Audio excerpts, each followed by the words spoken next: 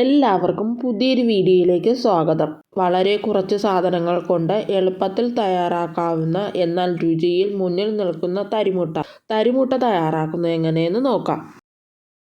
തരിമുട്ട തയ്യാറാക്കുന്നതിനായി 2 കോഴിമുട്ടയാണ് എടുത്തിട്ടുള്ളത്. മുട്ട ബൗളിലേക്ക് പൊട്ടിച്ചിട്ടതിന് ശേഷം ഇതിലേക്ക് 1/4 ടീസ്പൂൺ ഏലക്കാപ്പൊടിയാണ് ചേർത്ത് കൊടുക്കേണ്ടത്. ഏലക്കാപ്പൊടി ചേർത്ത് കൊടുത്തതിന് ശേഷം മധുരത്തിന് ആവശ്യമായ 1/4 കപ്പ് പഞ്ചസാരയാണ് ചേർത്ത് കൊടുത്തിട്ടുള്ളത്. പൊടിക്കാത്ത പഞ്ചസാരയാണ് ചേർത്ത് കൊടുത്തത്. ഇനി ഇതിലേക്ക് ഒരു നുള്ളു ഉപ്പാണ് ചേർത്ത് കൊടുക്കേണ്ടത്. ഉപ്പ് ചേർത്ത് കൊടുക്കുന്നത് ടേസ്റ്റ് ഒന്ന് ബാലൻസ് ആവുന്നതിന് വേണ്ടിയിട്ടാണ്. ഇനി ഇവയെല്ലാം കൂടി നന്നായി ഇളക്കി യോജിപ്പിച്ചെടുക്കണം. പഞ്ചസാര മുട്ടയുമായി അലിഞ്ഞു ചേരുന്നവരെ ഇത് ഇളക്കി യോജിപ്പിച്ചെടുക്കണം.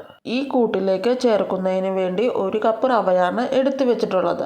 റവ കുറേശ്ശെ വേണം ഇതിലേക്ക് ചേർത്ത് കൊടുക്കേണ്ടത്.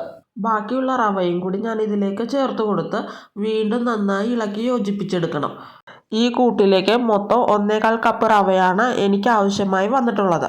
റവയുടെ നനവിനനുസരിച്ച് ഇതിൽ വ്യത്യാസം വരാം.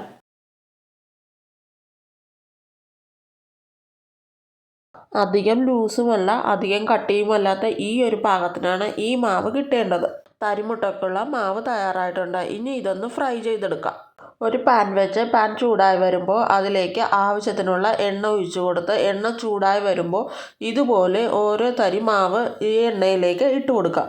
റവയായതിനാൽ പെട്ടെന്ന് കരിഞ്ഞു പോകാൻ സാധ്യതയുള്ളതിനാൽ മീഡിയം ഫ്ലെയിമിൽ ഇട്ട് കൊടുത്ത് വേണം ഇത് ഫ്രൈ ചെയ്തെടുക്കാനായിട്ട്. ഈ വീഡിയോ ഇഷ്ടമായെങ്കിൽ ലൈക്ക് ചെയ്യാനും നിങ്ങളുടെ പ്രിയപ്പെട്ടവരുമായി ഈ വീഡിയോ ഷെയർ ചെയ്യാനും ഇനി ഇത്തരത്തിലുള്ള ടേസ്റ്റി റെസിപ്പികൾ കാണാൻ ഈ ചാനലൊന്ന് സബ് ചെയ്ത് സപ്പോർട്ട് ചെയ്യണേ. ഒരു വശം ഫ്രൈ ആയി വന്നിട്ടുള്ള തരിമുട്ട വീണ്ടും ഒന്ന് മറിച്ചിട്ട് കൊടുത്തൊന്ന് ഫ്രൈ ചെയ്തെടുക്കാം. ഈ ഒരു കളറാകുന്നവരെയാണ് തരിമുട്ട ഫ്രൈ ചെയ്തെടുക്കേണ്ടത്.